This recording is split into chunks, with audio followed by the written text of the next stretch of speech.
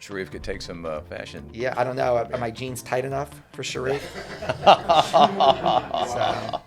He does. He likes his clothes very fitted.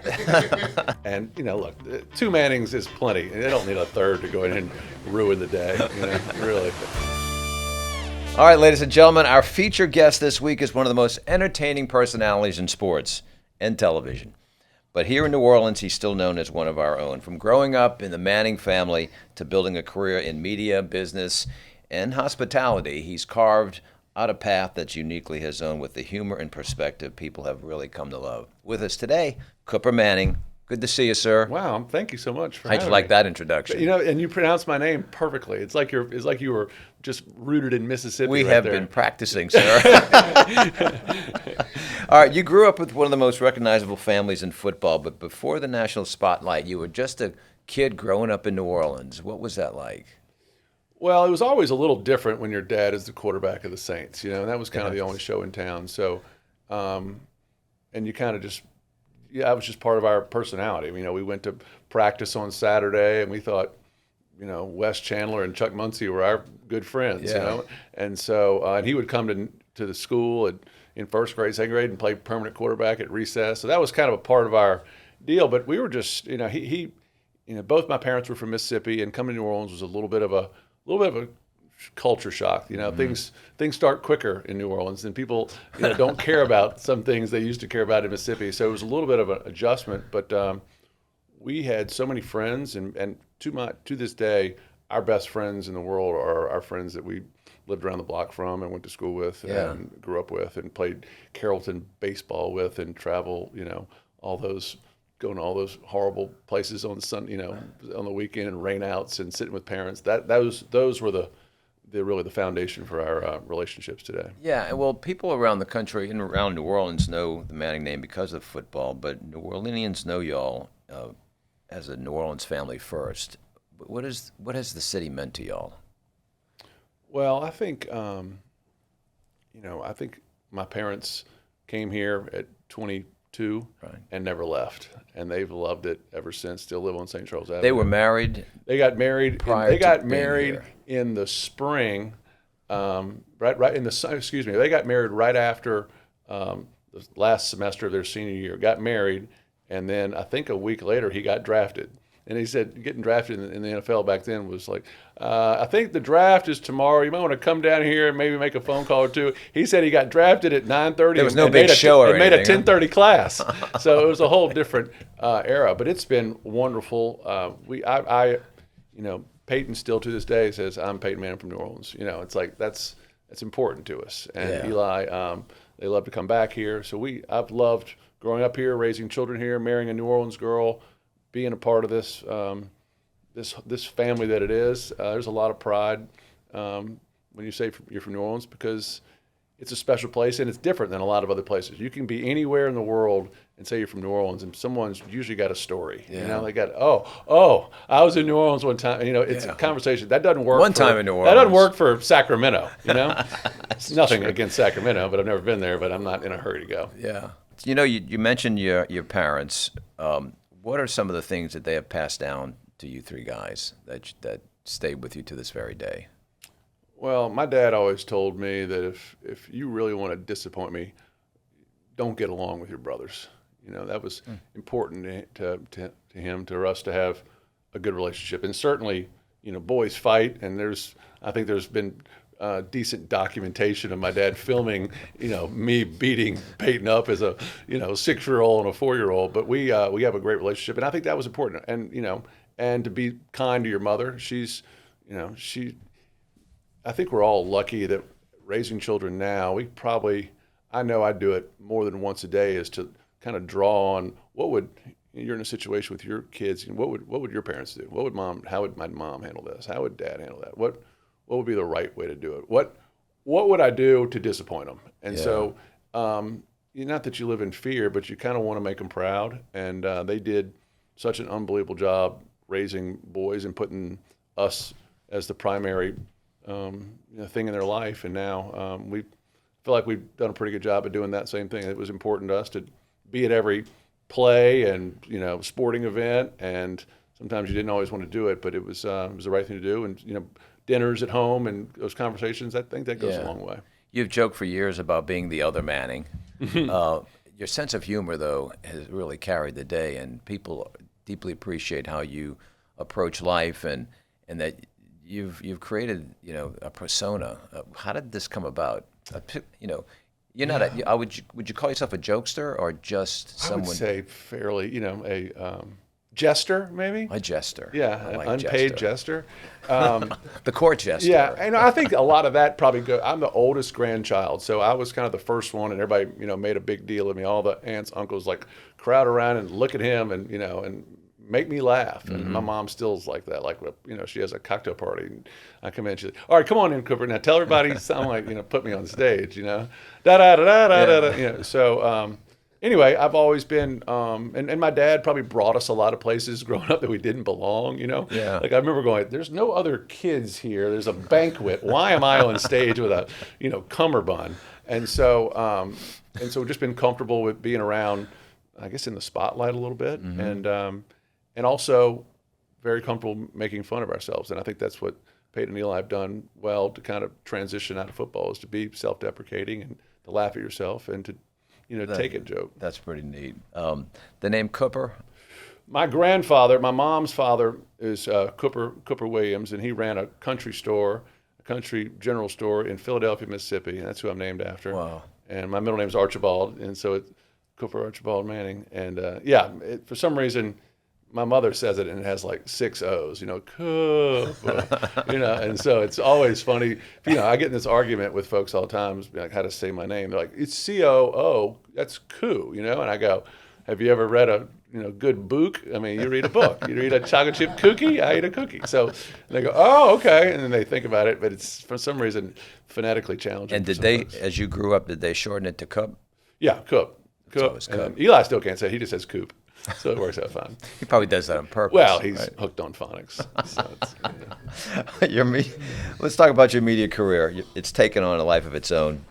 Whether it's the Manning Hour or your appearances around the sports world, you've become one of the most entertaining personalities in sports. I truly say that. Do you always know that side of you is there? I mean, how do you, yeah, people come to expect it, I guess. a little bit. I think so. That's just my comfortable side. I'm probably not equipped to, give a lot of serious motivational talks. I just don't like. I mean, even if I was to give a eulogy, it would have to be someone I liked a lot, because I'm gonna roast them pretty good. And that's just, I like to laugh. I like to surround myself with funny people that are very serious. I just kind of, it's quick for me. Thank you. I admire what they do, but my favorite thing to do, actually, and I have a couple people in New Orleans that are pretty, serious businessmen and known for a long time. And I do have like that little button I can press and make them laugh. And that's the most rewarding thing of all. Mm-hmm. Getting a really tough customer to kind of belly laugh. And boy, and you've done it. That's the ultimate reward right there. Yes. All right. You got to ask, Monday Night Football, Manning cast. What happened? I mean, I was expecting to see you there. Oh, I've been holding out for more money. Okay. Yeah. Let them try it yeah, out. Yeah, it's, we're down to, it's a comma away, I think, from something. Beautiful. It doesn't, those guys are so, it's so funny how that's worked. COVID probably is the real catalyst for that. Peyton called me, and not that he oftentimes leans on his older brother for advice, but he did say, hey, I've been getting these looks to go do Monday Night Football back in the old-fashioned way, or Sunday Night Football, or, looking around. And it's just it's a time problem, because you miss a lot of the weekends. And I said, buddy, your kids are only this era for a little bit. I don't think you want to, be gone on Fridays and Saturdays and doing Sundays and flying home Sunday, And so for that to all of a sudden the Zoom effect to kick in and people can do it over, he said, if I can do this from my house, I would do it. And sure enough, that became something people would do. So it's been revolutionary for them. And then, Peyton does it from a buddy's kind of man cave down the block, and Eli does it from his basement. And so they're great at it. They're fun. They rely on a lot of their old coaches to kind of help break down tape and things. And so I'm super proud of what that's turned into. And look, 2 Mannings is plenty, and they don't need a third to go in and ruin the day. Really. That's a good point. Let's talk about Arch. How's he doing? Arch is good. He is excited for his 4th year in Austin, and he's home for the month of May. They give him a little time, so it's Good. fun to see him evolve and grow up. And he's, he's already been through a lot of stuff for a college kid. He's been, hyped up and then torn down a little bit, and then people have believed him again. And so I think those are all great things that happen in college. Yeah. And I'm proud that he chose a school, stuck with it, as kind of, enjoyed the highs and lows, and made a lot of great friends, and people like him in Austin. And Ellen and I, his younger brother Hyde is in Austin and doing a whole different world. You could go to college and be a fraternity guy and run the streets and have fun and go to business school and try to be a hot shot and in Arch parallel paths, but they're very close, and I'm proud of that. That's great. I watched Arch at Newman as well and saw the inspiring play he did there and how the teammates looked up to him, and I sense the same thing is happening at Texas too. He doesn't. He kind of does his own thing. He does it his own way, and it works. People are drawn to him because he works hard, and and I think you also, as you become a sophomore and junior, you become a leader. It's hard to go in there as a freshman and start, Sure. Bossing people around. You kind of have to earn your stripes, and so he has, I think, a lot of respect from his teammates, and they love and care about him, and vice versa. I mean, he has guys that he said, Dad, I'd do anything for that guy. That's a lineman. That's the kind of guy, the relationships you want. And so I'm glad he's cultivated those great rapport. You play a role for Arch. Is it similar to a role you played with Peyton and Eli, almost like a big brother? I would say it's different. You're such a kind of a big picture with Arch. You kind of have to. I don't correct Peyton and Eli very much. You have to kind of guide him a little bit more. You're a parent, and you really.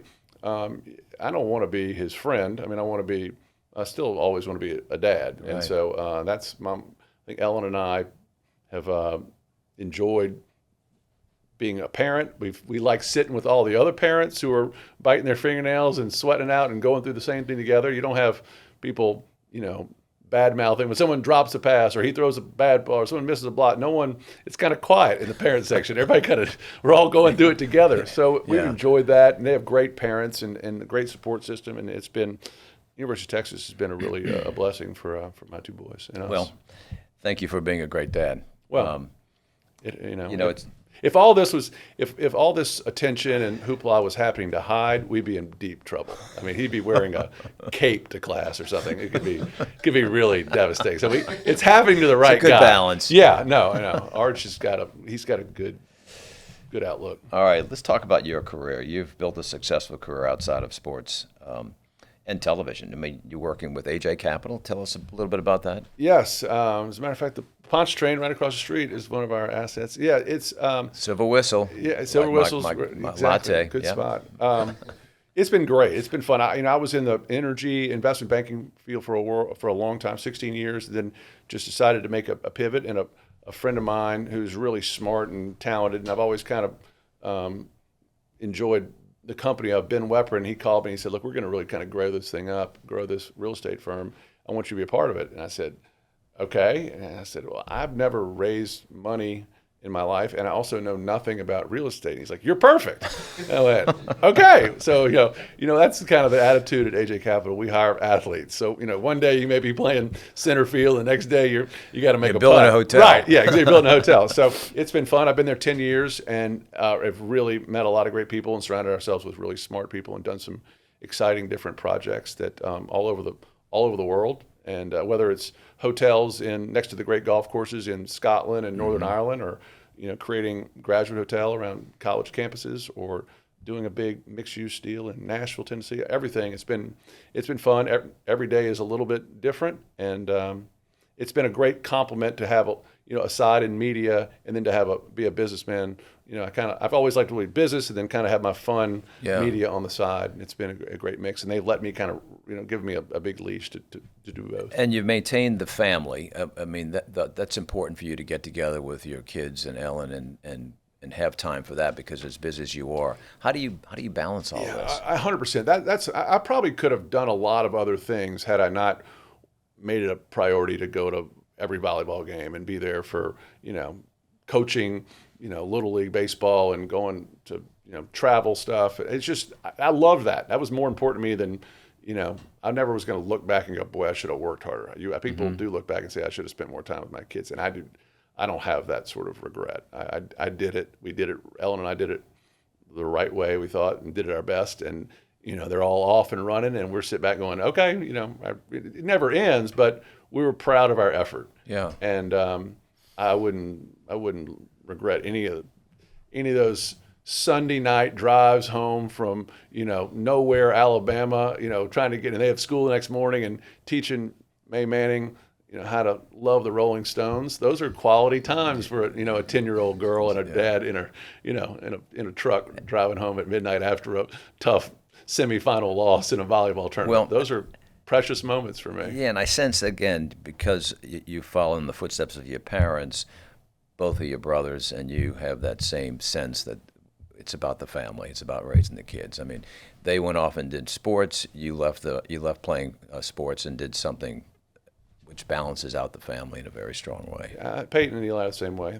Peyton's coaching 7-on-7 teams, and I talked to Eli's at girls hockey practice at 5 a.m. I mean, everybody's doing their deal. So it's my parents, whatever they did, we liked the way we were raised, and kind of wanted to raise our kids the same way. Yeah.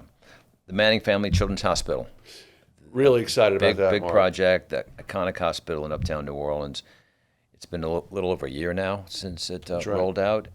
What has that meant to you and your dad and your mom? Especially my dad. I think that, there's a lot of things to be proud of in New Orleans, but that hospital is really something special. And the people that we've gotten really close to, the staff and the administrators there, and just, it's a special place. And, when you see young parents taking young children that are sick and then feeling just as if, hey, I'm in the right spot. They're going to give us the ultimate care, and then you see children who are there for a long time come out and healthy and smiling.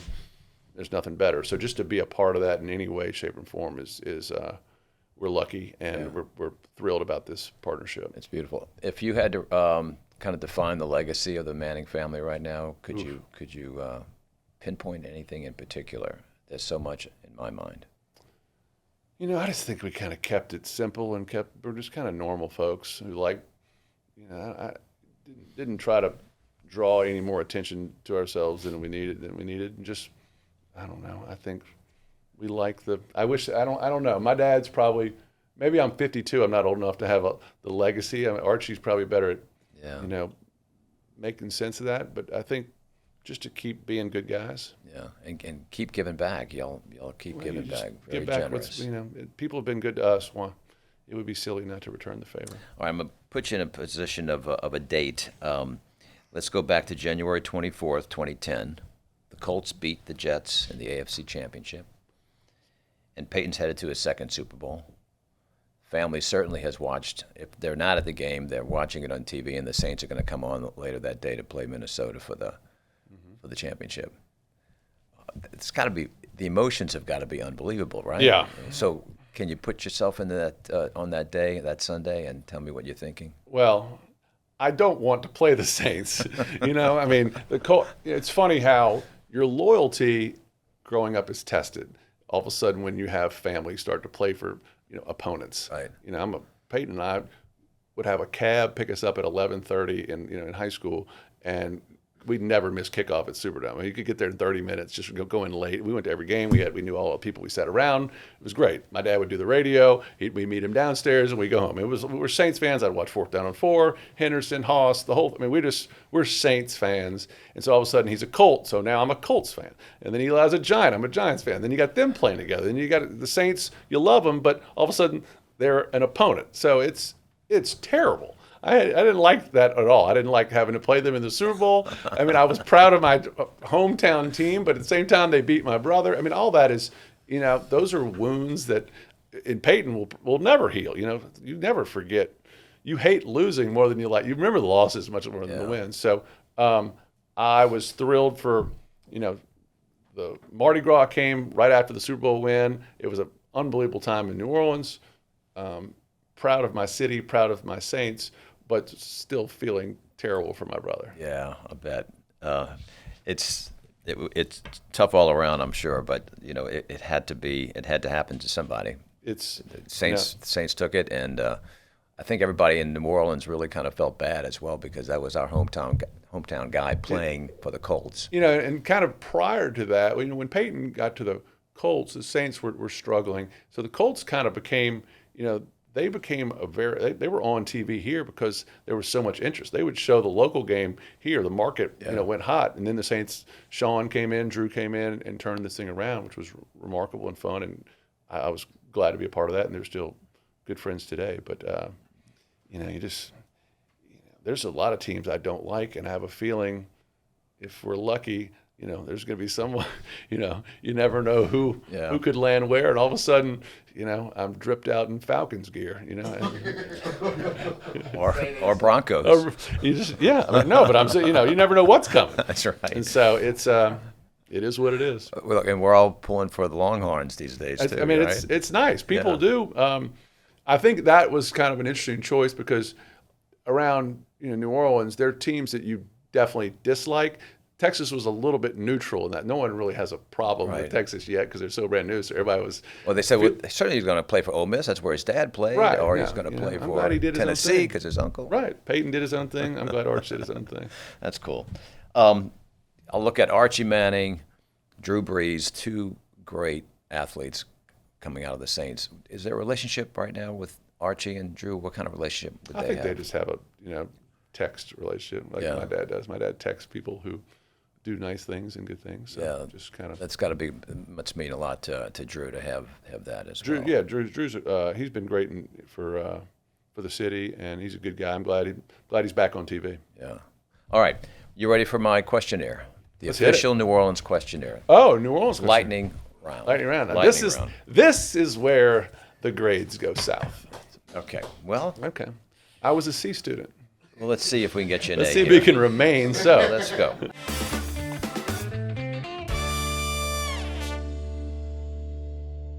First question: what is the best poor boy?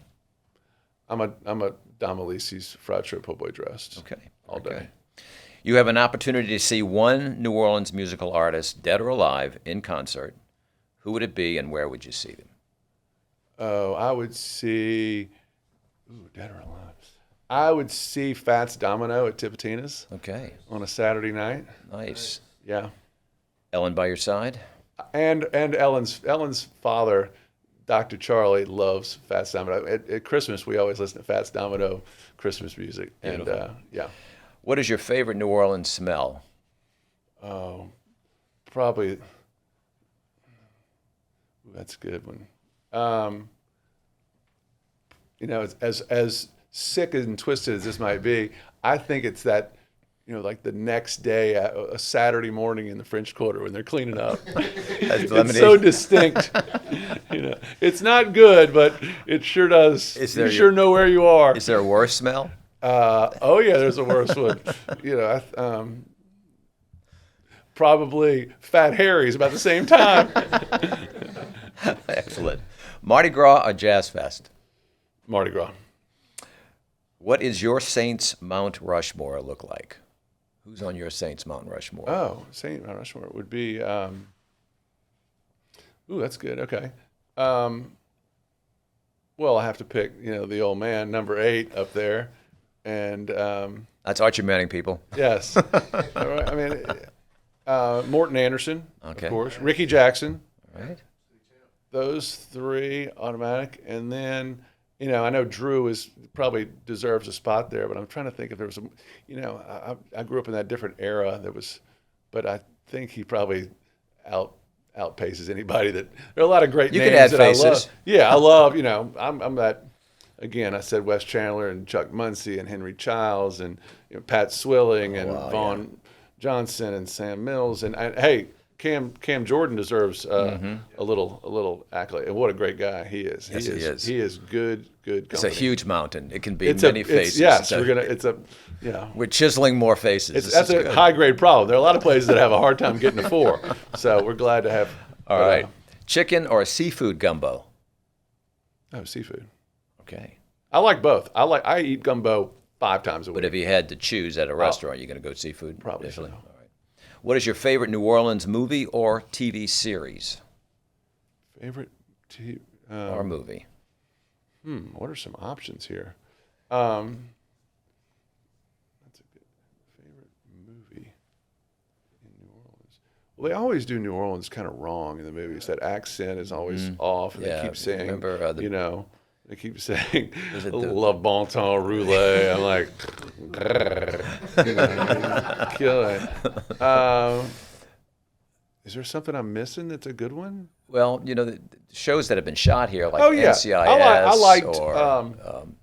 I liked the one with Scott Bakula. I used to watch that. Yeah. NCIS NCIS, was New good, Orleans. yeah. That was And good. I used to watch that. Always showed New Orleans off. Yeah. Somebody always died in it, but there was always a good looking. And I liked Your Honor. That was pretty Your good. Honor was fantastic. Pretty good. It did Yeah, okay. yeah. That's actually the house that they lived in was on 7th Street, right down the block from where we grew up. And for whatever reason, they always drove the wrong way down the street. I'm like, wait, why would they? I don't know why they did, but they always, it's a one-way. It's like some of the movies that would show New Orleans, somebody driving across the Mississippi River Bridge going to the East Bank when they were in the movie. They were supposed to be going to the West Bank. It was like, okay. And I always liked we Pelican catch that. Brief was good. Pelican I Brief. like Pelican Brief. All right. I'm starting to get in the mood. Neutral ground or sidewalk side? Sidewalk for me. We grew up on the sidewalk side right there. We grew up a block and a half off the parade route on First Street. Oh, that had to be Central. fantastic. So it was fantastic. Great way to host people, and my parents still are wonderful hosts at party time, and so I think they've finally come to grips with the party is not including very many of their friends, and it's all mine. So I think they might cancel on me. Empty nester or a house full of kids? Our house was always the spot where everybody hung out, all the kids. I wanted Grand Central Station at my house. Fun. I have more video of fun, especially when they got into college and of having a hard time telling who's in 10th grade and who's 51. And so I loved. I have many of Arch and Hyde's buddies spent the night at our house more than their own, and I'm proud of that. That's great. Your earliest memory of visiting the French Quarter? I remember, my grandmother, my Sis was her name. Sis is my dad's. That was her name and her grandmother name, Sis Manning. We used to come in, and she liked to go to Mr. B's and eat that French bread. And so we'd go to the French, and then walk down Bourbon Street with her. It was always kind of funny. Then you see like the legs kicking out of Big Daddy. Oh yeah, out of the window. Big Daddies, was that what it's called? Big Daddy, yeah. So I don't know whether she's avert your eyes, children. Avert your eyes. Just wide-eyed. All right, dead or alive, who is the one person you'd like to take to lunch, and where in New Orleans would you take them? Wow. A New Orleans person or just anybody? Dead or alive, that person, but we'd want you to take them to a restaurant in New Orleans. Oh, I would probably, if I could take it, I love that, like that. I watched those old Johnny Carsons when like the Rat Pack was on with, Sinatra, and Don Rickles and Dean Martin. Sammy Davis Jr. I would love just to take them Joey Bishop to Galatoire's one day and just let her rip and just let them talk and smoke and drink and just listen and just bait them with things and have, you could have some girls come over and flirt with them and let them. I think that would be an absolute fantastic, the best. What is your favorite New Orleans song? Either a song by a New Orleans artist or a song about New Orleans. Oh, Mother-in-Law is my favorite song. Ernie Cato. Ernie Cato. All right. What is the worst person I know? Mother-in-law. That was my mother-in-law's favorite time. Ellen's mom, Dot, she loved, that was her favorite. We used to, have some laughs with that. Can you do a tune for us on that, Mother-in-Law? Sure. Where's my harmonica? Yeah. All right. What is the one New Orleans food item you can't live without? Crawfish. I crave crawfish.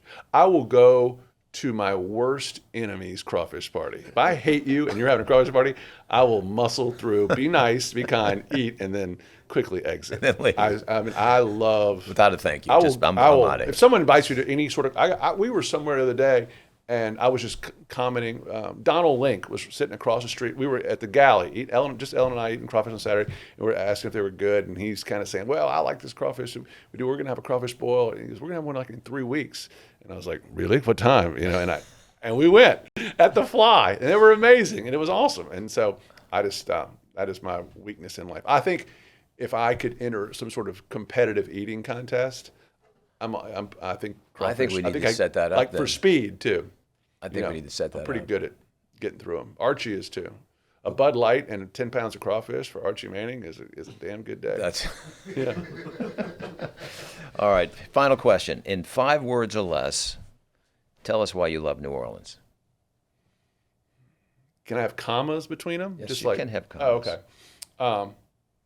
The characters, the soul, the music, the food, and the smells. Very good. Well, Cup, it's so great to have you with us today, and thank you for sharing your family, and we're wishing you all the best this summer and with all the things that you're doing. It was a treat, Mark. I can't thank you enough for having me. Really appreciate it. Have a great day. Hey, I will. What a great day. I'll be here tomorrow. We'll do it again. Let's do it. Let's have you after the summer and we get through and start the season and tell us how everything's going. All right? Just like after summer school, Yeah. See if I'm eligible. I did want to ask you, what do you think about the Saints draft? I really like this coaching staff, and I know a lot of the guys. I really like Kellen. I like the draft. I think I know Tyler well. Tyler came to MPA, and it just kind of reminds me of when Sean was getting here and getting his footing, and I think we're kind of set for a good run. So I'm excited about it. Yeah. One last question it just came to mind. Your dad speaks often about setting goals. I remember a talk he gave once where it was important to actually write your goals down. Something about Coach Johnny Vaught told his team, we used to have to do it all the y'all got to time. get better. Write your goals down. Right. How are you going to be a better guard? How are you going to be a better quarterback? How did that reflect on you? We always had to do that growing up. We had and New Year's resolutions. You had to write them down, because if you didn't write them down, they just kind of doesn't drift happen. away. My goal was to be on this show, and so mission accomplished. Thank you. The bucket list. Scratch Done. the itch. Scratch the itch. All right. Yes. Thank you so much, Cooper. Thank you, Coop, for a great talk there. Up next, we're on the table with John Besh and Octavio Mantilla from BRG. And later in the show, we're moving the chains with Fletcher Mackel on Saints rookie minicamp. And we're going to spend 5+ minutes with Kelly Schulz from New Orleans & Company. It's also time to talk to the crew because we had a lot happening this weekend. Gentlemen, how are y'all doing? Doing well, you? All right, Mark. Tell us what y'all did. I can tell you what I did. Let's hear it. What you got? So we celebrated with Mom. Of course. She was fantastic on the show Yes, last she week, was. man. That was so much fun. People are calling her, which is wonderful for her to hear. It was wonderful to be with her. We had most of my brothers and sisters and nieces and nephews and grandkids and so forth around, so it was wonderful. That's what it's And the all weather about. turned out nice. Yeah, I it mean, did. Saturday was not so good. Yeah. Sunday was great. Yep. Cal, what did you do? For Mother's Day, we went to Coretta's in Slidell. There's a little a Mexican Little brunch North buffet. Shore action there, yeah. It was pretty good, too. Food was good. I wasn't expecting a brunch buffet. I was expecting to eat, the enchiladas and Yeah. rice and beans, but it was good. It was $18, all you can eat per person. A little plug there, yeah. I'd like to bring them on as a sponsor. Yeah. I was about to say. Won't mind that. There we go. But you did a dinner cruise, didn't you? Oh, yeah. On Friday, me and Katie went on the Steamboat Natchez. There we go. Did a little jazz dinner cruise. It was really good. Very Rode romantic. down. It was. First time on the river like that. I believe so, surprisingly. Yeah. It was nice. Went down to almost Miro and turned back. Yeah. The food was good. That's great. It'll be a great time to take that dinner cruise when all the tall ships and Yes. Navy vessels are in town Coming up a at couple the end weeks. of May. Yeah, so very It'll good. be really fun. Hooch, what about you?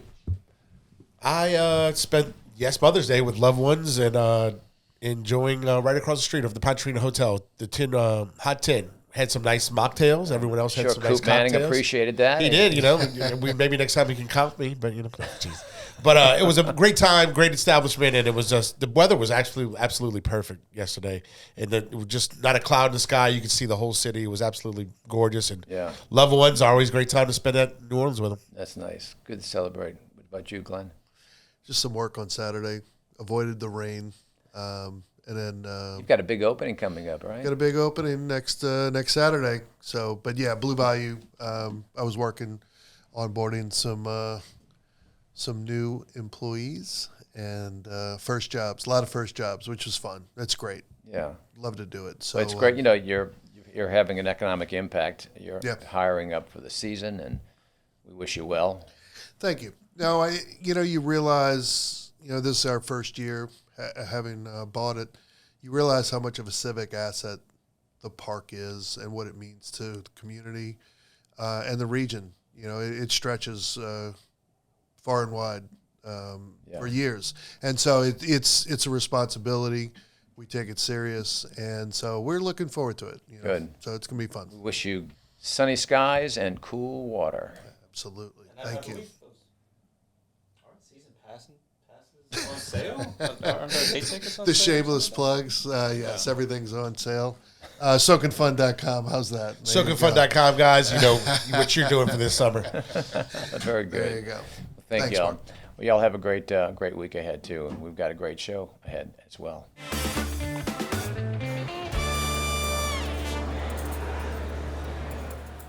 From Restaurant August to a portfolio of some of the most well-known restaurants in New Orleans, BRG Hospitality has helped shape the city's dining scene.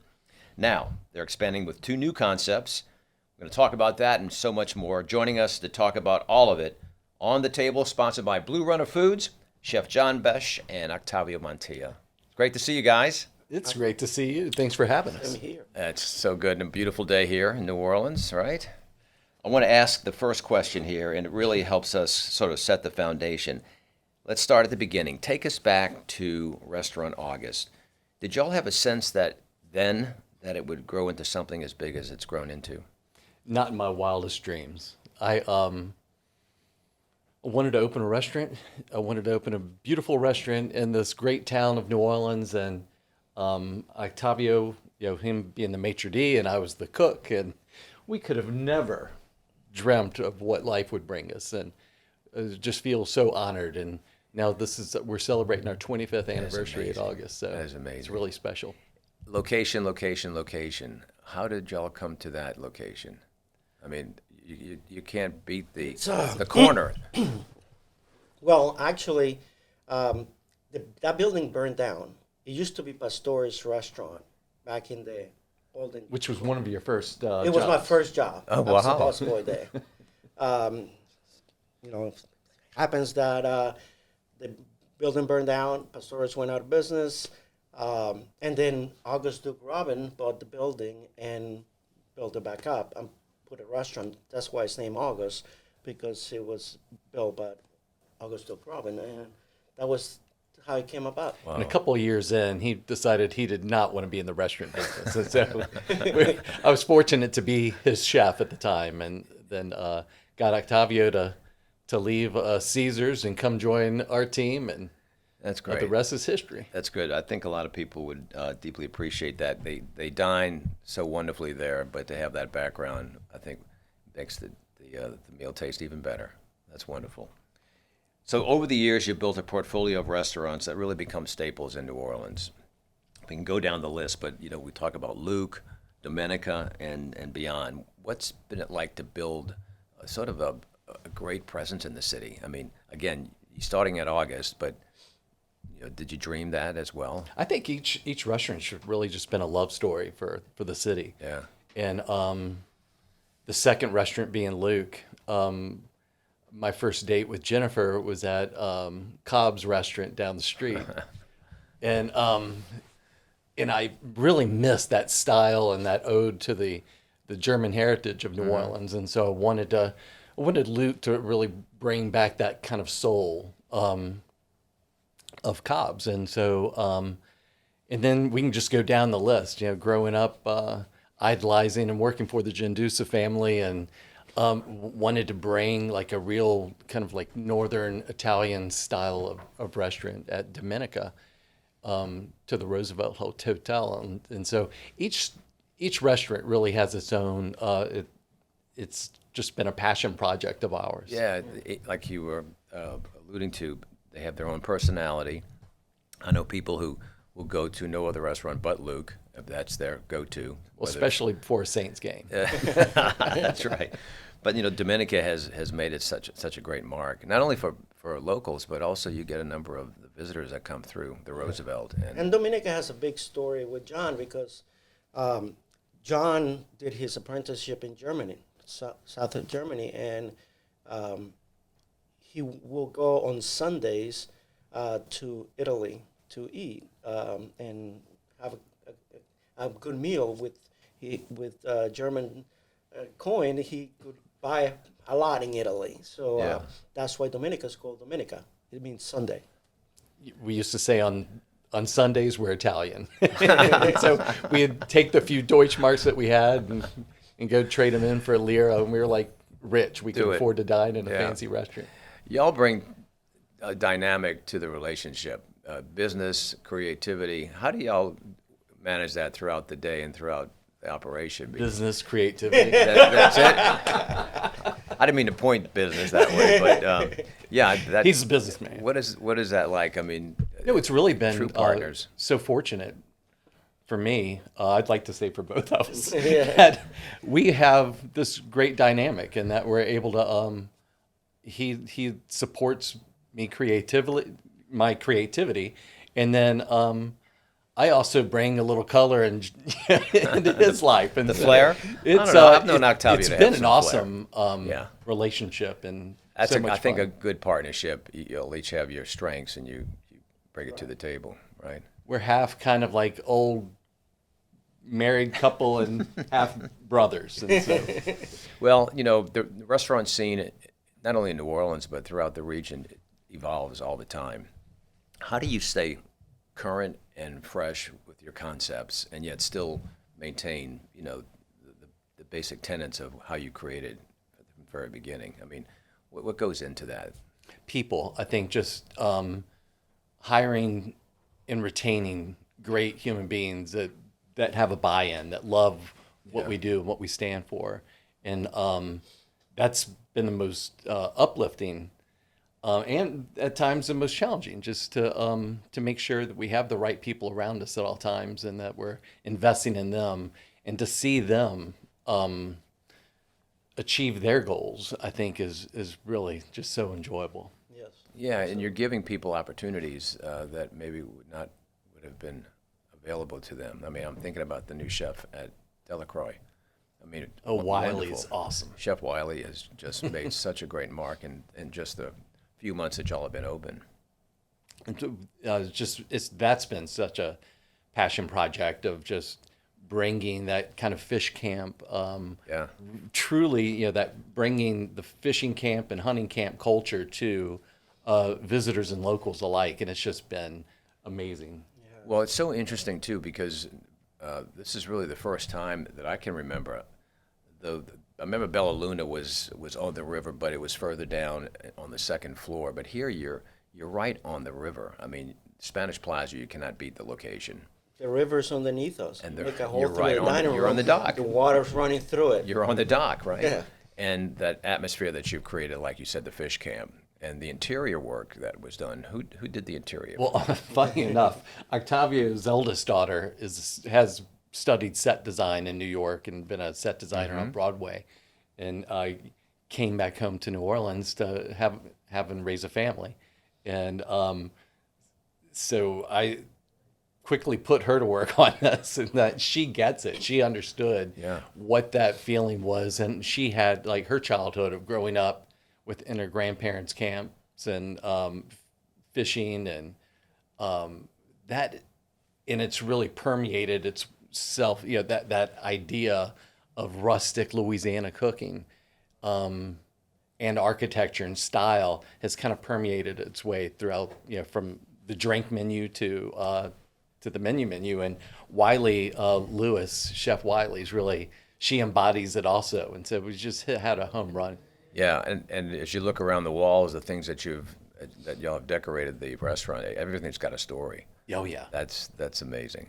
We've had a place in downtown Covington for quite some time, for 4 years now, called Tavi, named after Octavio's grandson, and that's been our Mediterranean style Levantine restaurant. then so we had the space next door, and we were looking at it for years, the old movie theater, and so we've renovated that and turned that into Feliciana Bistro and Bar, and then upstairs on the second level, a beautiful patio bar Rooftop cocktail lounge. called Paradise, and so both of them work together really nicely, and but both extremely different. Yeah, that's exciting. I mean, North Shore is so beautifully presented as a place that you can escape New Orleans. You're just a little north. It's just a different world over there. It really is. It's kind of like going back to it's like Mayberry. It really is. They've done it right, and I'm a product of the North Shore, so that's my stomping ground, and it's been that's been really rewarding. And the restaurants are owed, both of them are owed to Walker Percy and have a lot of his personality in throughout.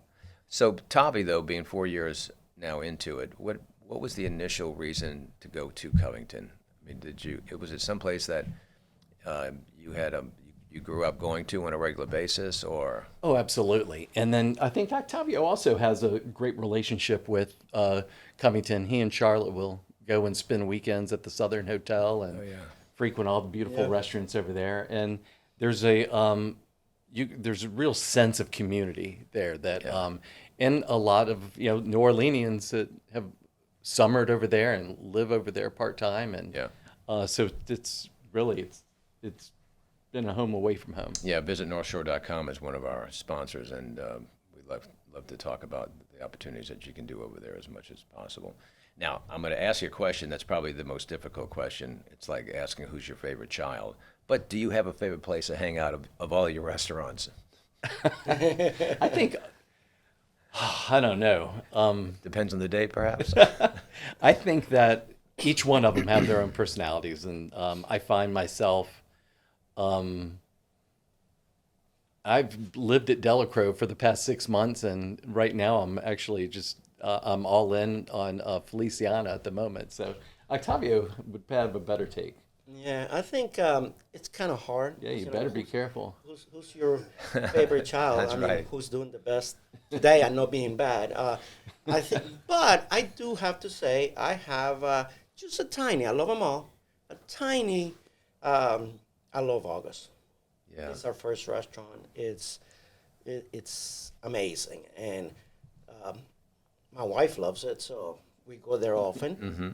Sit at the bar, talk to people. This past weekend for Jazz Fest with Rod Stewart. Rod Stewart was just so hanging out at August. We were hanging out at August, and Rod Stewart walks in, and he sits at the bar. He wants to have a martini. We started chatting. All of a sudden, on Sunday, we're backstage with him drinking at Jazz Fest. So, I mean, it's fun.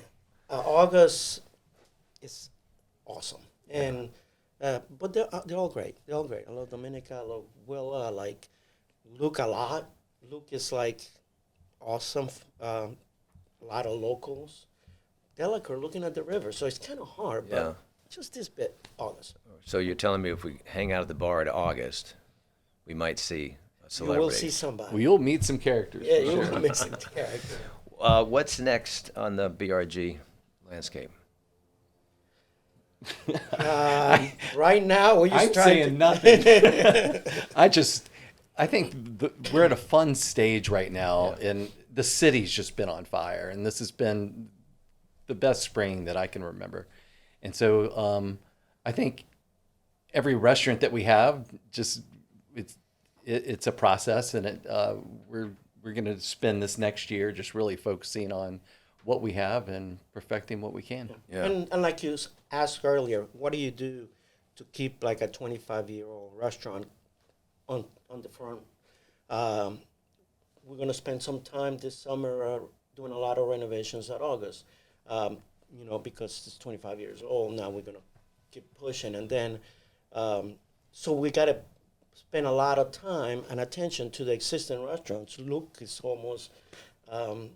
21 years, be 20 years next year, and so they all need a little love all the time. So I think keeping those restaurants going and in the forefront and pushing them it's also a challenge. Yeah. So I think we just opened 3 restaurants in the last 6 months. I think now it's time to concentrate on the existing ones and keep pushing them up. Speaking of August, someone comes into town for the first time. They're going to go to August.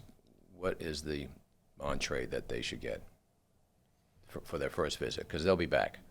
Well, they have to have the gnocchi to start out with. And then from there, the snapper pontchartrain or the duck, 3 ways, I suppose. Yeah, I think that's 2 items you got to have. The gnocchi's been there since The gnocchi, for yes. 25 years. I think everything else changes quite often. But yeah, the gnocchi, I Yeah. will get that. And also the private space that you have at August is fantastic on the second floor. It's amazing. It's just, we're so fortunate to have Yeah. such a beautiful building.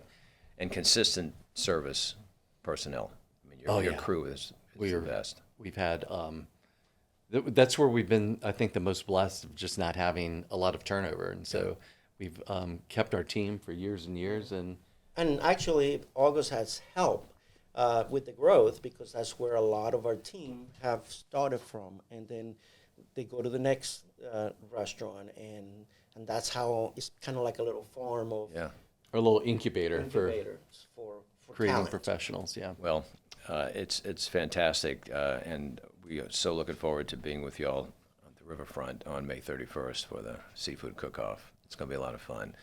I know Chef Wiley's going to have a kitchen full of culinary specialists from several ships, and so it's going to be terrific.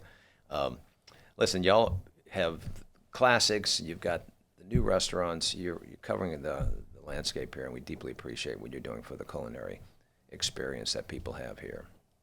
Y'all the best. Thank you. Well, New Orleans is all about hospitality, and we're thrilled to play a role in it. All right. Well, Octavio, John, appreciate you coming in, and we'll see you in a couple of weeks. Thank you for having us. You're welcome. Take care. Thank you. All right. Always a pleasure. Move the chains. All right, y'all, it's time to move the chains, and we're welcoming back one of our favorite guests, ladies and gentlemen, Fletcher Mackel. He last came to our show live from Milan, and now he's back in New Orleans, and it's great to have him back in the studio to talk about the Saints rookie minicamp and the Pelicans head coaching. I'm giving myself a round of applause. There you go. We have a crew here. Crew, yes? Yeah, okay. Because you are the first. I've had a lot of coffee and a lot of sugar this morning, so get ready. You are the first three-peater. I know, like the Saturday Night Live 5-timers club. I don't know what I did to end up as a 3-timer on your podcast, but truly thank you. Do I get like an extra mug or a jacket Yes, you get or the something mug. special? You're getting another mug. Yeah, 3-timers club. Maybe you can share it with your brother who has not been on He the has show not yet. been. Let me just say this. He acts like he's not hurt.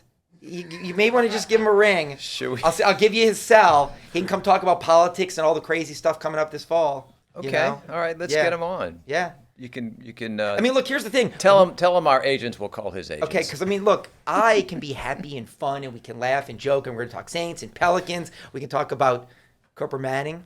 Said it the right way. I know how to say it. And so, but Travers can come on and like brighten your day with like indictments about the mayor and the sheriff and all sorts of other things that you could probably delve into. Maybe you can do one of those. You can hear it first on this podcast. That's true. And then, so I've known the Mannings a long time. My late father and Archie were extremely close. Yeah. And I know, it's funny. Y'all told me you talked about his name, Cooper, but it's like I've always Cooper. I got to be careful now because it's like I've always like Cooper Manning, and people are like, how are you saying it? It's like, okay, Cooper. You're saying it right, Cooper. No, I'm saying it right. I know, but like when I MC the Manning Awards every year, and I've got to say now Cooper Manning, and I want to say it the way that he pronounces it, but I feel like people are going to be like, what's wrong with this guy? Is he having a stroke on stage? Like, did he say Cooper?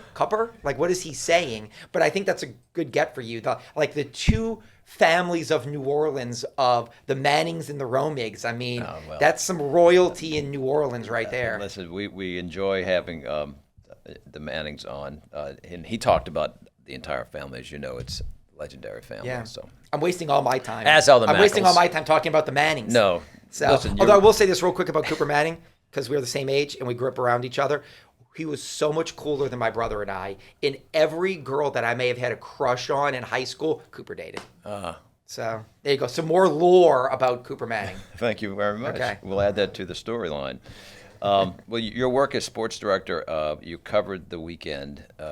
We have mini camp is now finished. What's your thoughts? All 32 teams drafted a handful of Hall of Famers each. Isn't that what everybody thinks about the draft? That everybody just nailed the draft, and every one of these rookies is going to be awesome. But I will say this. I do think there is a tangible optimism about the Saints. That after the dark cloud of Dennis Allen and Derek Carr, for better or worse, they just never resonated with the passionate fan base that we have here. There is some real optimism for Kellen Moore and Tyler Shuck and what they are building on Airline Drive. And the young players out there were impressive. Interviews on the field. Jordan Tyson not practicing the second day did lead to some concern because he had a significant injury history at Arizona State. But Kellen Moore dismissed it as that is just recovery and maintenance. It was a planned. That's it. That was a planned day off because they don't want to push him too hard too soon. So Kellen Moore is like the most honest person you'll ever meet. He has no ability to lie. He looks so awkward when you ask him a question. Other coaches can, I hate to use a term like this, but like be more politician-like and spin it or get people off the scent. Kellen is not good at that. So I think when he came out and was honest about their handling of him, I don't think he was trying to cover for an injury. So yeah, a lot of optimism on Airline Drive, and I think there should be. I'm excited about Tyler Shuck. I'm excited about year 2 of Kellen Moore now that he's had a full offseason here. And look, I still think the Saints division is one of the weaker ones in the NFL. So I think you're going to have a lot of great calls this fall, and maybe the black and gold will be back to the winning ways that we've all experienced and longed for. It's great to hear. Just real quick, your thoughts on Jordan Tyson, just in general. Yeah, I think I'll say this. I think it was a pick that is gutsy. Is that it was hard to make. But look, Mickey Loomis has been at his best when he makes gambling-like decisions. This is an organization that in 2006, starting from basically scratch after Katrina, could have just drafted Matt Leinart or Vince Young at quarterback, and they signed a quarterback that Nick Saban flunked on a physical that could barely pick up a football. Imagine if social media existed when the Saints signed Drew Brees. People would have been out there with pitchforks on the Saints. So Mickey gambling and taking a little bit of a chance, I think sometimes that is kind of the best version of Mickey Loomis. Look, Dennis Allen was safe. Maybe he should have gambled on a different coach. Yeah. Gambling on a player like Jordan Tyson, he may be the best player in this draft class, but there's some concern about the injury history, but they feel comfortable with it. So for the time being, I'm going to give him the benefit of the doubt. Bryce Lance. Yeah, I think he could be a real steal. Look, it's not like I watch a lot of North Dakota State games, but we all did a ton of research on the draft. He came across in interviews like a 35-year-old. I know his brother's a first-round draft pick, high-profile quarterback. Just well-spoken, articulate, great answers, seems to completely understand the pro game from a maturity standpoint, and he looked impressive. Great. So I think, again, they've given Tyler Shuck some weapons. LSU's Barry and Brown. Yeah, I think more special teams than anything, but who knows? I mean, again, those receivers, Kellen Moore, he uses the term juice. That's one of his go-to words. And he goes, this class has juice. Yeah. I mean, they got younger and faster. They went from being one of the oldest teams in the NFL to being one of the youngest. And they got some young... Look, their goal was to help Tyler Shuck. I think they understand. We can't ask a second-year quarterback who hasn't even started a full season to put us on his shoulders and throw for 400 yards every single game. Like, that's just not possible. So what we need to do is insulate him with help, and I think that was a goal, and they have attained that goal, at least on paper. Oscar Delp, another one. Yeah, Oscar Delp's another one. Look, Scott Shanley is a former Saints player, Saints legend, who does a lot of work with the Saints digital team during the season, and he sits next to us at the games, Sharif Ishak and I joke that over the last 5 years I've gotten a master's degree in football because I sit next to Scott Shanley. Scott Shanley loves this pick, thinks that Oscar Delp could be one of the big breakout stars of this Saints draft class. Fantastic. Anybody outside of the draft picks, undrafted free agents, or any camp invite guys? That There was a guy, Brock Rechsteiner. And again, I don't know, Yeah. He's the one that father was the Yes. wrestler. Yes. Fascinating story. His father is in the Wrestling Hall of Fame. Yeah. Yeah, he is. His father is look, I don't follow wrestling. I'm sorry. The last time I watched wrestling was Hulk Hogan and like Paul Mr. Wonderful Orndorff. I'm probably going way back and dating myself. Like, what was it called? Like the British Bulldogs. So I'm 50 years old. This was like when I was 10. So I haven't watched wrestling in 40 years. But people that I work with were so excited that Big Papa Pump's son is trying out for the Saints. And Sharif, who I work with, posted a video of the interview that we did with Brock, and it's got like 300,000 views because all the wrestling world is sharing it and loving it. But look, he was a walk-on at Jacksonville State. When you talk about the eyeball test, 6'2", 220, he looks more like a linebacker than a wide receiver. But he's a guy who impressed. I hope he gets an invitation to training camp, and we'll see. But he was impressive. Wow, that's fantastic. Yeah. I saw the excitement in the interview that that was done. Yeah, and everybody kind of... And he said he wants to go back and wrestle perhaps after. Yeah, he said finished that. playing football. Yes, he said that he will follow in his father's footsteps. His father, his uncle, his cousin, all are professional wrestlers, and his cousin was actually a great football player at Kennesaw State. So he said that he will absolutely go into that world. He said he grew up with the wrestling moves, and they have a ring down in their basement. So he was a fascinating story. So again, those are from a storyteller standpoint, I am looking for stories like that. Yeah. Of like, sure, did he run a sharp route? Yeah. Like, were his stats? Yeah, great. Like, that's all fine and dandy. But sometimes anybody can do that stuff. I love these stories sometimes. So I hope he gets an invite. I hope he makes a name for himself. It would just be a great story. So the Saints have signed all their drafts. Yeah. And again, look, the days of, I remember starting work in New Orleans when rookies held out because they could negotiate any contracts they wanted.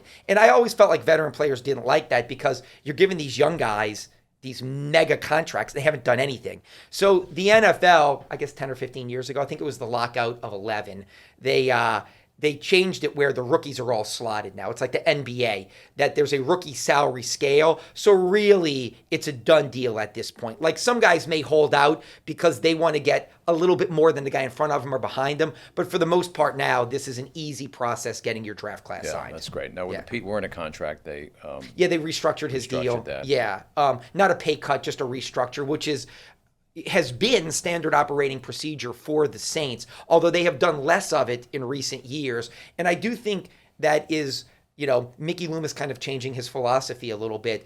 They made a lot of moves. When they had Drew Brees, you were always in it to win it. So it was always, Philadelphia is doing that right now. Philadelphia is operating the same way the Saints did in Brees' heyday. Restructure guys, push money into the future.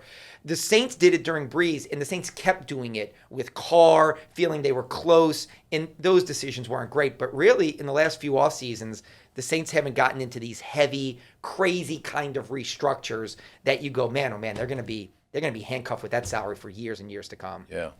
All right, so this is Wednesday. Tomorrow, the schedule comes out. Yeah. Do you expect any surprises there and any primetime games, you think? I hope. Look, last year was the first time in 25 years that the Saints didn't get a primetime game. The Saints were only one of 3 teams in the NFL that didn't get a primetime game last year. So it showed you how down the league and the schedule makers were on the Saints. And look, and they had a bad season. Yeah. But in years past, everybody had to play a primetime game. Everybody had to play on Thursday because they said they wanted it to be fair for everyone. A lot of teams got Monday night games because Sunday is still the primo kind of game of the week, so to say. But in the last few years, because Thursday night on Prime, they want prime games. In ESPN on Monday, they want prime games. So now nobody wants dog teams and losing teams. So the Saints last year got no primetime games. I absolutely think the Saints are getting primetime games this year. I would say 2 or 3.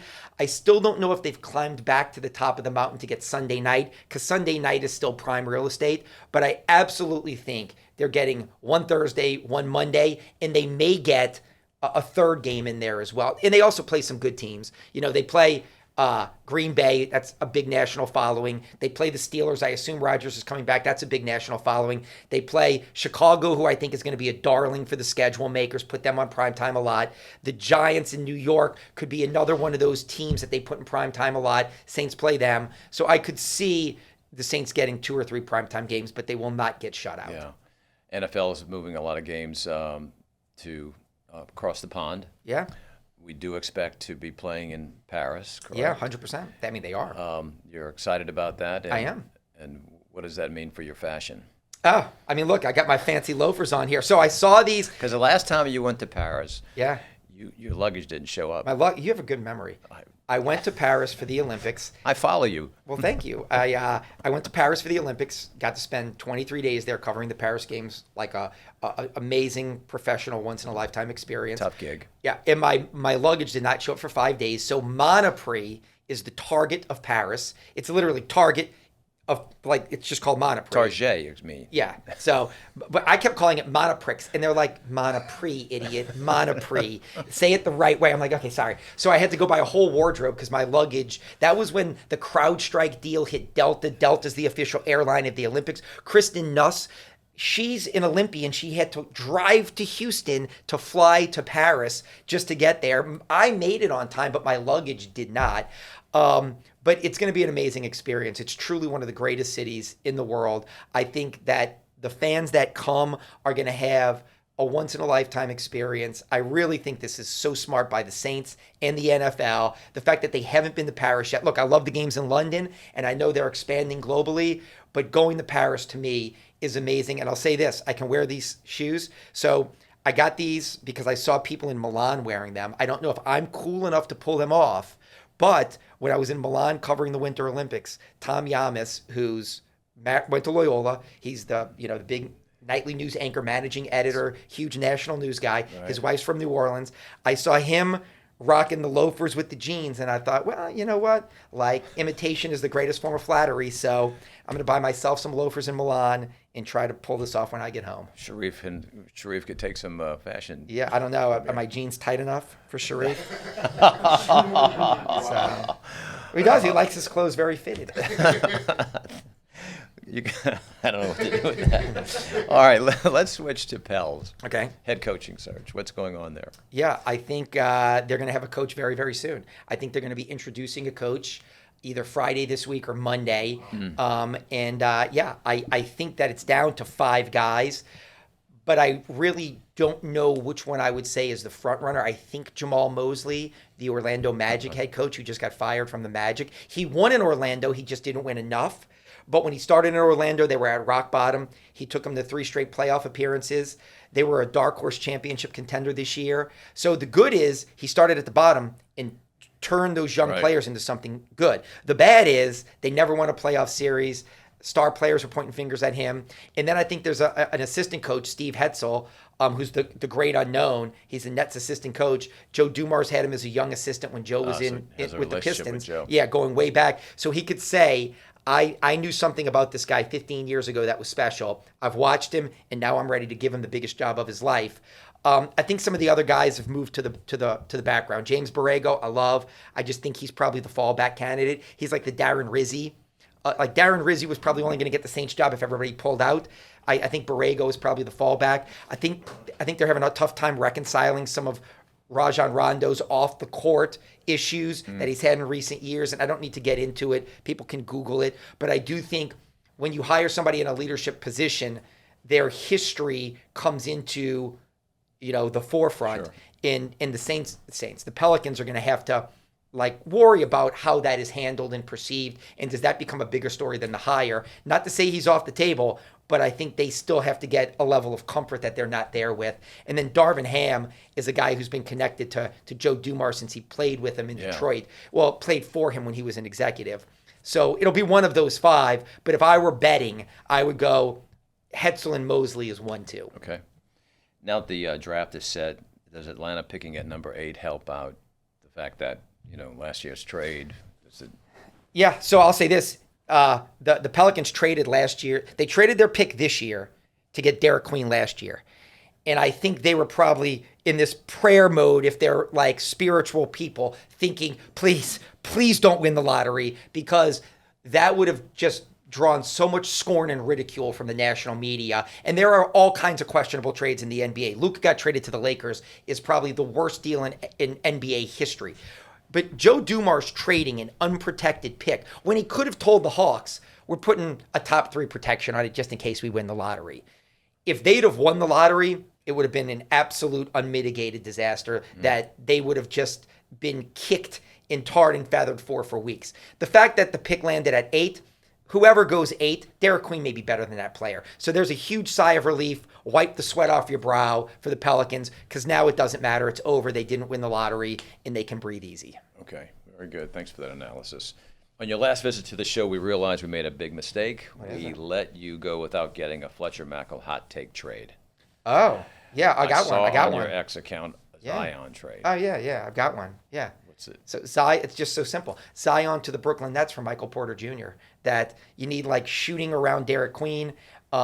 So I feel like Zion and Queen probably won't work. So they can literally go 1-for-1. Brooklyn can get themselves a star that, has an affinity for Brooklyn. The Pelicans get a shooter that they can have with Trey Murphy that can probably work with Fears and Queen.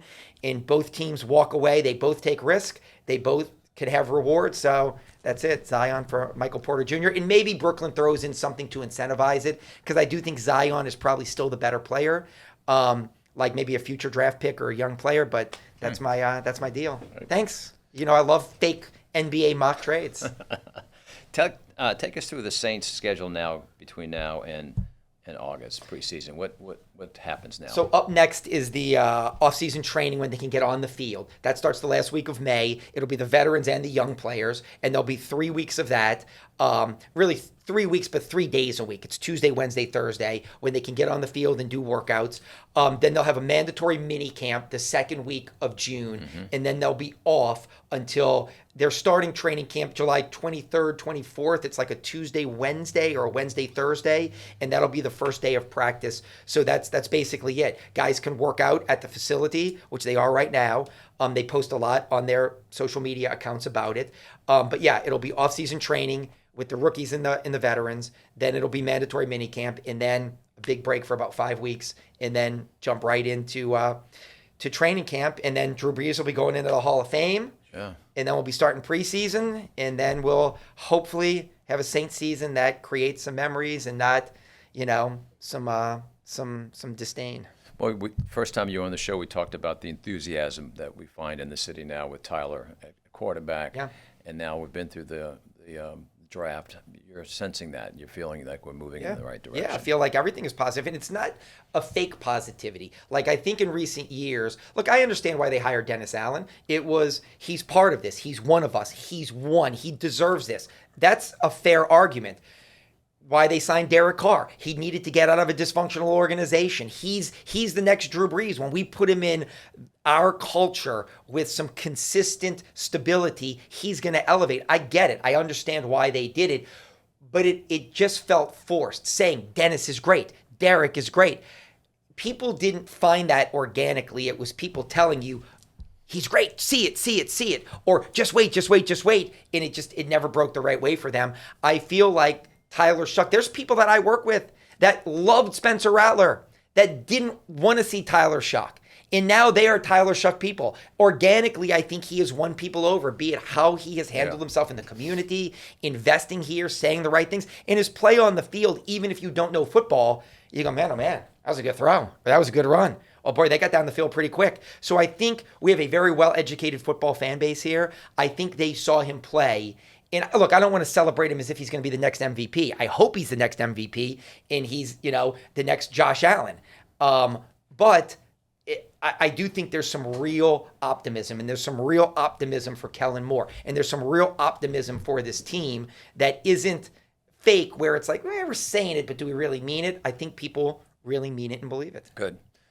Before we let you go, let's touch bases real quick on Tulane football and LSU football. What are your sense? Tulane, I think, is going to take a step back, unfortunately. I feel terrible saying that, but, I mean, they set the bar so high. Willie Fritz John Summerall, 4 straight conference game appearances, playoffs last year. It's just so hard for mid-majors. The bigger schools come and rob their players because of NIL and offering more money. I think they handle the coaching process in a way that really lends itself to a lot of questioning. Will Hall even said it. I know I wasn't the first, second, or third guy, but I'm going to make the most of this. I hope he does. He's a very likable guy, but I just feel like this is probably the year after 4 unbelievable years that started with Willie Fritz in the Cotton Bowl, 4 straight conference championship games, culminating with a playoff appearance last year. I feel like they're probably going to regress a little bit. In LSU, it's playoffs, or it's not or else, because nobody's getting fired. But they spent $50 million to fire Brian Kelly. They spent $90 million to hire Lane Kiffin. They got a roster that cost $40 million. They got a quarterback for $6 million. The insanity of the amount of money that they have spent is just mind-blowing. So if they're not one of the top 12 teams, it's an epic failure in Baton Rouge. Okay. Yeah. We'll end it on that one. I mean, it's just, I don't know how else to say it. Fletcher, look, we look forward to having you back for 4 times. I'm going to come next time with a little bit more energy. I'll have that second cup of coffee. Oh, thank you. Well, Okay. I don't think I was gassed up enough. I think you did just fine. I am excited, though, the first 3-time guest. The fashion plate that you are. I'll get a sticker, right? That's right. Yeah, no smoking jacket. And bring your brother next time. I know. I'm going to let you call him. We can do a duo. You organically, like I just said, like the fans to Shuck, you need to organically drift to him when you feel like the time is right. All right, we'll do that. Thank you very much. And don't let him forget that I've been here 3 times to his 1 when he does come on.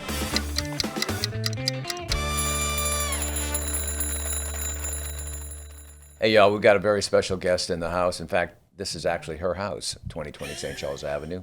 We have Kelly Schulz, Senior Vice President for Communications and Public Relations for New Orleans & Company.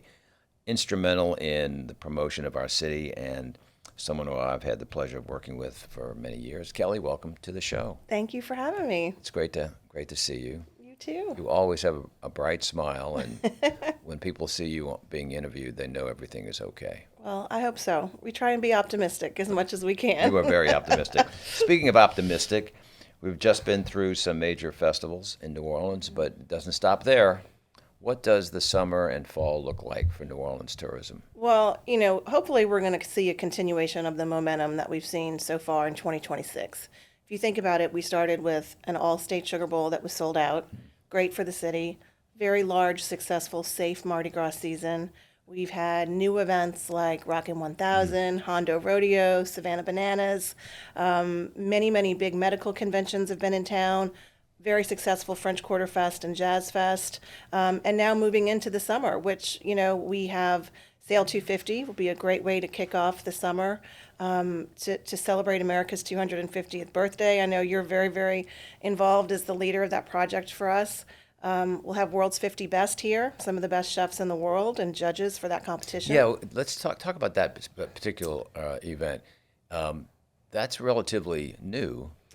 It is relatively new. And they're choosing New Orleans to announce these. That's right. So it's a competition to announce the 50 best restaurants in North America, and they chose New Orleans. I believe this is only the second time this event has happened. I think it took place in Las Vegas last year. Mm-hmm. And we always want to find ways to elevate our culinary assets to the world. So whether that is pursuing the Michelin recognition or hosting Bocuse d'Or and Pastry World Cup in the summer.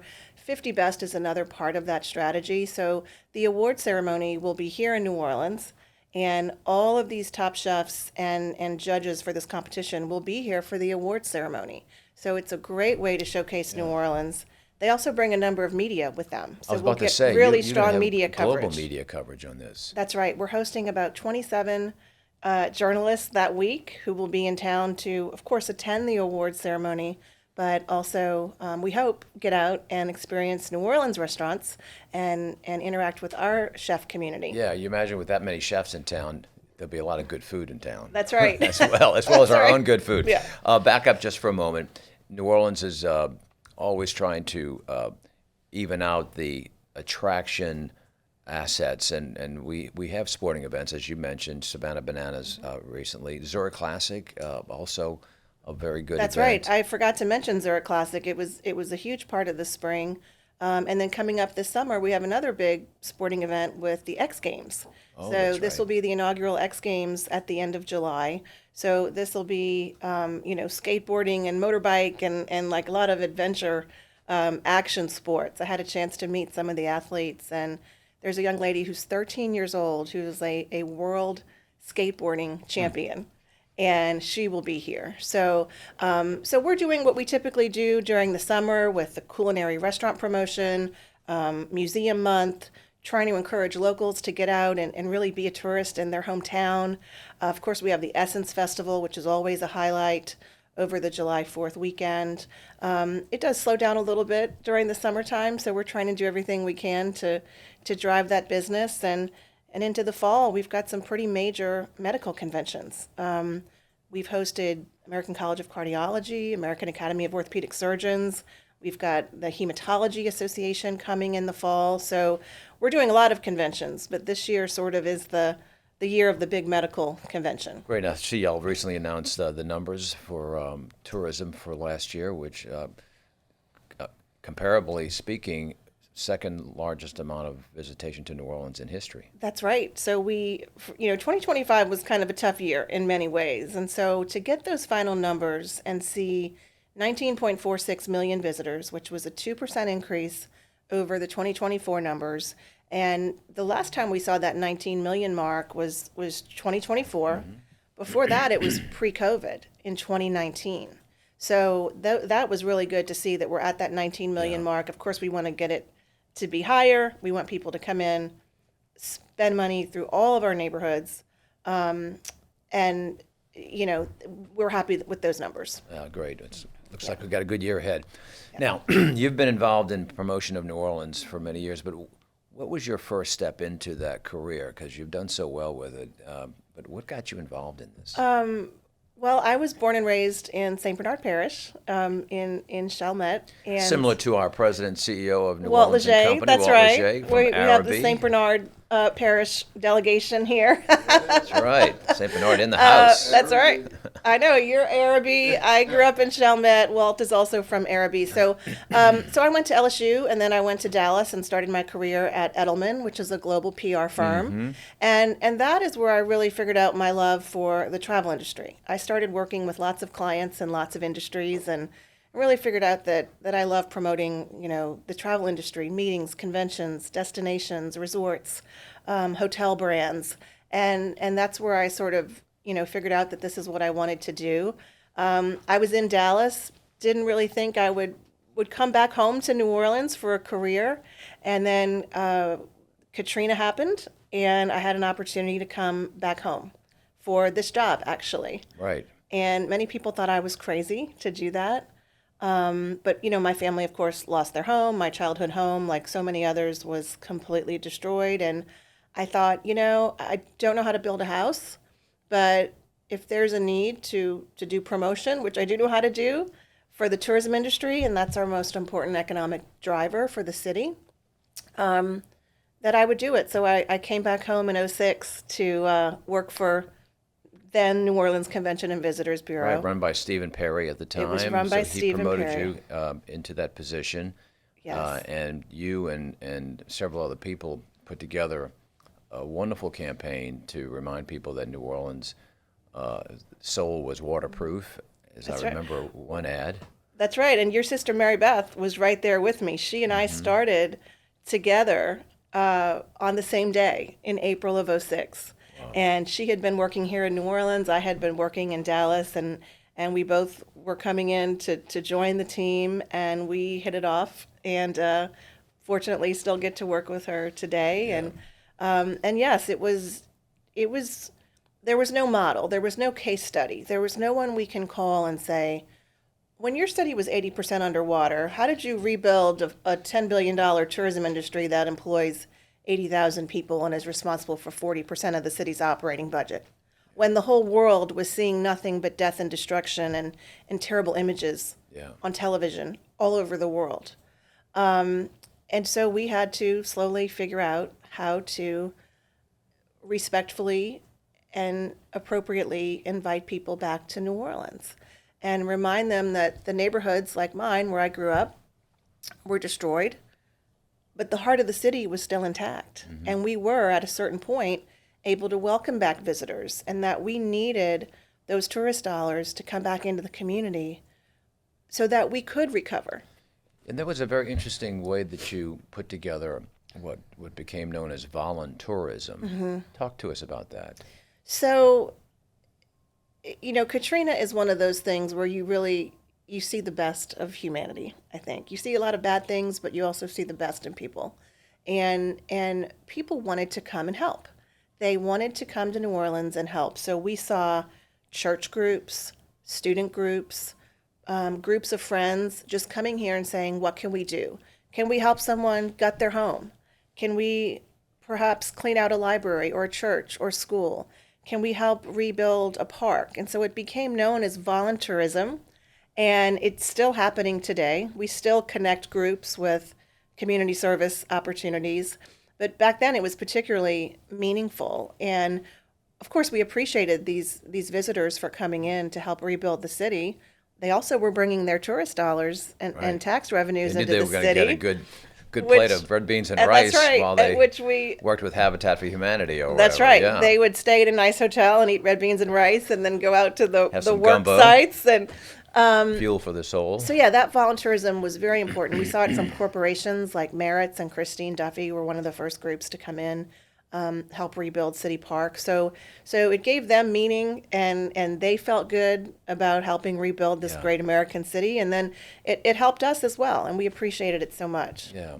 So you do your work, and then you have this tremendous opportunity to take your talents up to Memphis with a very very famous hospital. Talk to us about that. That's right. I came home to New Orleans to try and help rebuild the city, and 8 years later, I received an unexpected opportunity to go to Memphis, Tennessee, and work for St. Jude Children's Research Hospital, or ALSAC, which is the fundraising and awareness organization for St. Jude. And I actually went to work for the woman that was formerly my intern at Edelman in Dallas from 1998. You trained well. I mean, her name is Emily Callahan. She's incredible. And we kept in touch, and she said, hey, I have this job opening. And I thought, okay, all of my experience is in travel industry, but I could talk for hours about the mission of St. Jude, which is to treat children with cancer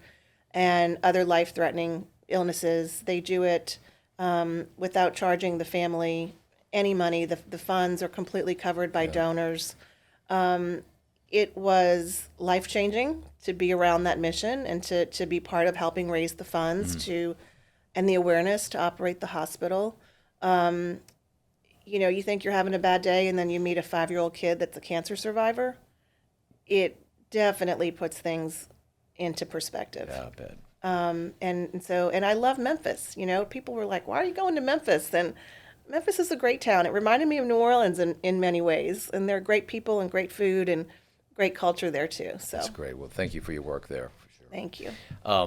Speaking of New Orleans, growing up in this area, I got to ask you, what was your very first memory of the French Quarter? Oh, gosh. I had a friend whose dad worked at the fire station off of Decatur Street. Oh, yeah. And so I remember as a kid or as a teenager, going to the French Quarter to kind of explore, and we would park our car at the fire station with her dad, and we got to know all of these New Orleans firefighters who were some of the most amazing humans on the planet. I think I have such respect for all firefighters, but I remember that. But growing up here, I'm always so envious of our visitors and those who come to the city and experience it for the first time, as an outsider, because we never really had that growing up here. So that's what I love about this job, is that we can watch people's response to the city for the first time, and watching them articulate that is a lot of fun. Yeah, very good. Yeah. Tell me the number of things that y'all touch each and every year with the work that y'all are doing. How many like reporters are you talking to? How many stories are you placing? I mean, I know you'd like to track what you do, but give us an idea of what the staff is doing each and every day. New Orleans & Company is a sales and marketing organization. It's also a membership organization. So We serve about 1,100 member businesses in the community. Our job is to drive business to them. The PR team specifically, our job is to get good media coverage about New Orleans out in the world that will hopefully inspire people to visit us. And our team, with me and Mary Beth and 3 other full-time people, we place over 1,000 stories a year in news outlets, locally, nationally, internationally. We love to bring journalists into the city. During festival season, for example, we flew in journalists from Australia, Spain, United Kingdom. We take a lot of time and effort to understand them and their audience and what they want to do in New Orleans, or maybe they don't know and we recommend what they should do. And then they go back home and report on their experiences. And that third-party validation and that storytelling is really powerful. So we, want to do everything we can to get good news out about the city, whether that's the new Riverfront Park or Michelin stars or plan a trip for Essence Festival this summer. Our team does a really good job at getting those good news stories out, and hopefully that tracks with the visitor numbers and getting people to choose New Orleans over other cities. Right, and you've done this both for print but also broadcast. You've brought the Today Show in, Yes. CBS Sunday Morning, ABC Good Morning America, Fox, so forth. It just goes on, and each of those opportunities help tell the story, and y'all do it so well. Absolutely. And, we have a great team. Yes, in 1 year to have CBS Sunday Morning, the Today Show, and Good Morning America, which your sister Mary Beth led all of that for us. And it's incredible. And we don't take it for granted. I think what some other teams may do in other cities for 6 months, we do in a couple of weeks. So there is, we promote every festival, every event, every convention, every member business. It's never a dull moment, but it's also a great honor because this is our hometown and what we love. A huge designation was given to New Orleans last year, UNESCO's Creative City of Music. Tell us about that, the whole process, and how did that come to be? So that is something that we pursued for years, actually, and we were very excited in October of 2025 to be able to announce that we were selected. So New Orleans has become one of only, I think, 9 cities in the United States to receive this designation for the United Nations Creative City of Music. So there's an entire process where cities can apply for this designation. There are designations for music, for literature, for food, for World Heritage sites. We could have probably applied for any of those, but we chose to pursue music. We formed a advisory board of musicians and people that work in the music industry throughout New Orleans, and they helped guide us through the application process, which was very extensive. It took years. And so having this designation is really just sort of a stamp of approval from a global body. Of course, everyone knows we have great music in New Orleans. We have great musicians. We are the birthplace of so many incredible talents. But having that UNESCO recognition is just sort of another level, another level of global recognition. In the restaurant industry, it's similar with Michelin. We also received many Michelin honors in the fall. People know there's great food in New Orleans, but having that Michelin stamp of approval, recognition, it really just takes it to another level, and that was our goal. Good. And so now you're able to use this opportunity to promote New Orleans, and not only around North America, but globally. People come to a city when they know that there's a Michelin restaurant here, or because it's been designated by UNESCO. Absolutely. People do look for those things, especially with Michelin. The Emerald's debuted on the list with 2 stars, which is unheard of. I think they will tell you that they have had people literally from around the world come into Emerald's restaurant since the Michelin Awards were announced, specifically to have that experience. It wasn't just Emerald's. There was many other honorees with the Bib Gourmand and Michelin recommended list. Zazu and Saint Germain each won 1 star. So everything we're trying to do here is take New Orleans culture, get it to a higher level, bring it to the world, have that third-party expertise and validation. And so that's why UNESCO and things like Michelin and others are so important. Very good. Thank you for that explanation. Sure. Well, thank you for what you do each and every day. You've got a great Thank team. you. And I say keep smiling because you're bringing good news to everybody on a daily basis. And you were my boss for many years, so thank you for keeping me around here, and I learned a lot from you. It was a privilege and an honor, it really thank was. you. And it's great to have you, and good to see you, and have a great week. And let's go out and celebrate Sail 250 New Orleans in about 14 days. It's almost here. It is. Have a good day. Thanks, Thank Mark. you very much, Kelly.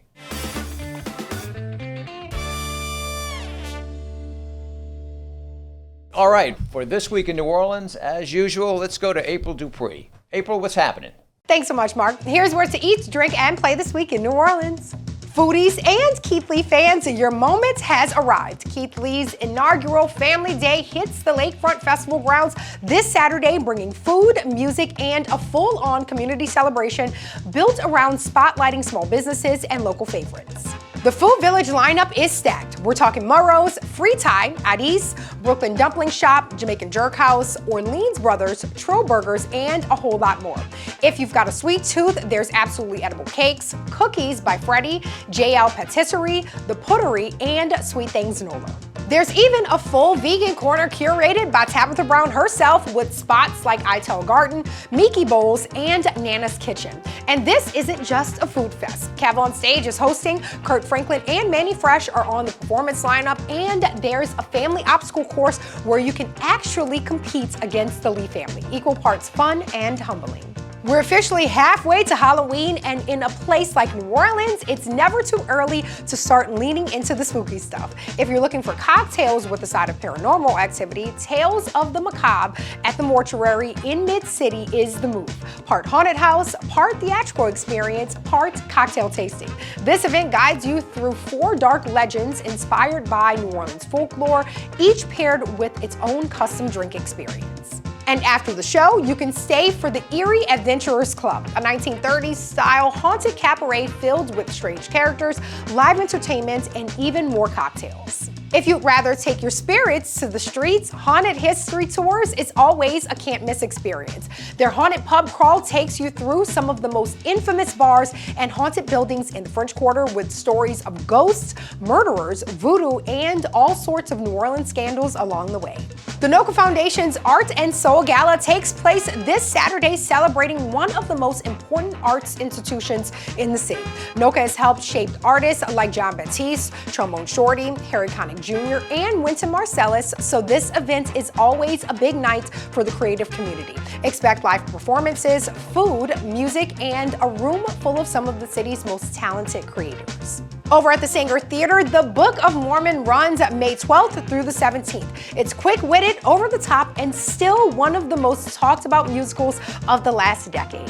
For more information on where to eat, drink, and play this week, visit neworleans.com. Back to you, Mark. Thank you, April. And now, something positively New Orleans.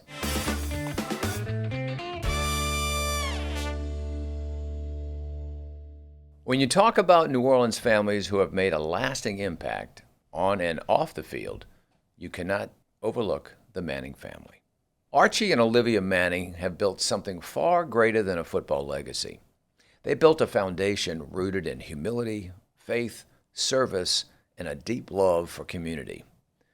Now, Archie may be remembered as a standout quarterback for the New Orleans Saints, but here in New Orleans, he is just as respected for his generosity, his leadership, and the way he has always shown up for this city. Whether it's his inspiring presentations about setting goals in one's life or the annual presentation with the All-State Sugar Bowl of the Manning Award to the outstanding collegiate quarterback, Archie personifies excellence. That same spirit carries through the next generation. Cooper Manning, though his playing career was cut short, has become a vibrant ambassador of the Manning name, bringing energy, humor, and a heart to everything he does. Peyton and Eli have each etched their own names in football history, not only as Super Bowl champions, but as leaders defined by preparation, resilience, and class. And now the legacy continues with the next generation. Arch Manning, the grandson of Archie and Olivia, and the son of Coop and Ellen, represent the future of this remarkable family. With extraordinary talent and a level-headed approach beyond his years, he carries forward not just the athletic excellence, but the values that have defined the Mannings for decades. But what makes this family truly special is not just championships or accolades. It's their unwavering commitment to giving back. From a children's hospital to educational initiatives, from quiet acts of kindness to public leadership, the Mannings have used their platform to lift others up. In a city built on tradition, resilience, and heart, the Manning family reflects the very best of New Orleans. Their story is not just about greatness in sports, it's about greatness in character, and it is about family. And for that, we are proud to call them one of our own. And that's Positively New Orleans. All right, we come to the end of our show, and it's always good to learn something new. And I'd like to ask the crew what they learned new today. Gentlemen? Booch, what you got? I learned that my hunch was right, and it's something that family is everything, and legacy means everything in this town. And I don't think that this town is comparable to any other town in the city or the world. How we build our legacies and how we rally around the family, I think is one of the most beautiful things. And I learned that I was raised well in this town by judging by our guests and the people that surround me right here. Very nice. Thank you. Kelly was fantastic. What a wonderful, story of her, her movements from Chalmette to LSU to Dallas and coming back post Katrina, and the work she did. But which leads up to, I learned we did 19 million visitors last year. Post COVID, first time since 2019, just under the record. So I'm looking forward. And what she said, what we have going on in 2026 and the remaining of the year, really excited for the city. That's great. Cal? I learned, I didn't know this, or maybe I didn't, forgot, but that St. Jude covers all the costs for the families of the children they're caring for. I think it's pretty neat. St. Jude Children's Research Hospital is a miracle in itself. Absolutely. Terrific. And I learned from all of you each time we're together, so thank you all for that. But, I talking to Fletcher, what I'm learning is this enthusiasm for the Saints for this year is continuing to grow, and it's heartwarming to see that, and it gets everyone excited. So I'm just looking forward to the season getting started and seeing the guys on the field. You keep hearing hope. Hope. It's electric, and I can feel it going good about going through the city, and people are getting ready, and you can't come soon enough. That's our show for this week. Thanks to our incredible guests and to all of you for watching and listening. And a special thanks to our sponsors, Blue Runner Foods, New Orleans & Company, our friends at Visit the North Shore, and their podcast, All the Waves. Go check it out. And don't forget to subscribe and hit that notification bell for all of our new videos. We'll see you next week.